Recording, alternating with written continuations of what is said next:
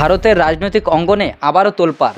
BJP অভিযোগ করেছে কংগ্রেসের সমর্থনে বিদেশে বসে চলছে অশুভ প্রচার এবং অরাজকতা ছড়ানোর চেষ্টা। বিজেপির বক্তব্য, দেশের বাইরে থাকা কিছু সোশ্যাল মিডিয়া অ্যাকাউন্ট নাকি পরিকল্পিতভাবে ভারতের অভ্যন্তরের ইস্যুগুলোকে বিকৃত করে ছড়াচ্ছে এবং এই অ্যাকাউন্টগুলোকে কংগ্রেসপন্থী বলে দাবি করছে বিজেপি আরও বলছে এই প্রচার দেশের ভাবমূর্তি নষ্ট করছে এবং নির্বাচনকে প্রভাবিত করার চেষ্টা চলছে।